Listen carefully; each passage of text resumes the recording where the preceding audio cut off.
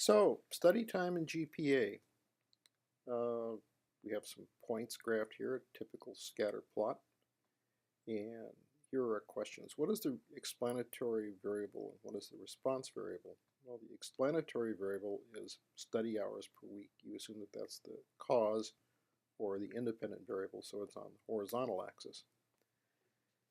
Okay, and then we have the response variable, GPA, and that is the effect or the dependent variable, so you have it graphed on the vertical axis.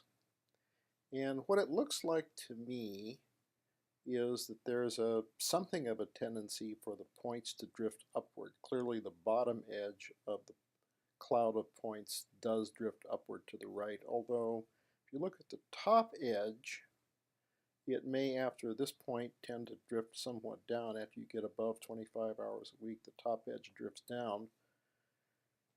And let's see, well, it says make sure to discuss any unusual observations, if any. Well, there's a rogue out here, a real outlier. In fact, you know from the nature of the GPA grading scale that you don't have grades above 4.0. So this thing is an impossible outlier. These things over here, when you're talking about people who are studying 60 hours a week and more, oh, these people need to go see the mental health clinic. I don't know. Or maybe those are some sort of data entry errors, but I'm kind of suspecting. You do have some people studying, it looks like 40 to 50 hours a week. I don't know about that.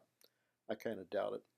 Some other things I kind of noticed in the data, and you'll see it frequently, which says that these are responses on a survey. You notice these stripes. There's some sort of thick stripes here. When you see points overlay, they get darker. There's a stripe here and a stripe here, and there's another stripe right here. You can also see kind of a stripe right here. What do these things look like?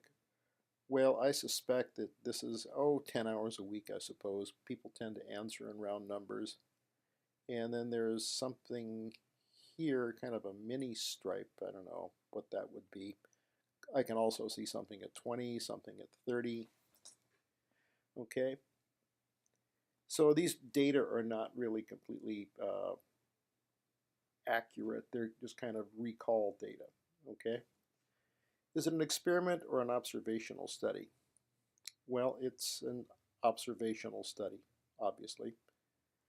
Can we conclude that studying longer hours leads to higher GPAs? Well, it looks like there's an association that sort of suggests that, and given the fact that there's a strong theory in most of our minds that putting in more effort to learn the material improves your grades, I think it's probably true. On the other hand, you have to acknowledge that maybe in some cases it's the other way around, that the qualities that lead you to a higher GPA, conscientiousness of some form, lead you to study more hours a week, and perhaps even if you cut back a lot, you would have done just as well.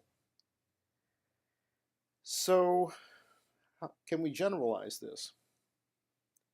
Well, let's look at the design of the study. It's a survey conducted on 218 undergraduates, blah, blah, blah, who took an introductory statistics course in spring 2012. Okay, so that tells me that you cannot generalize this relationship that you would get out of this, probably with the regression model, to the entire population of students at Duke University.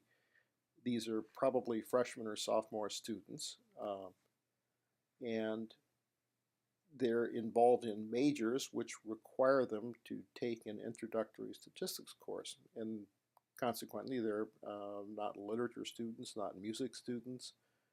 I don't know what they are, but they're in some kind of field which definitely requires an intro stat course. Okay, so that's my take on this study.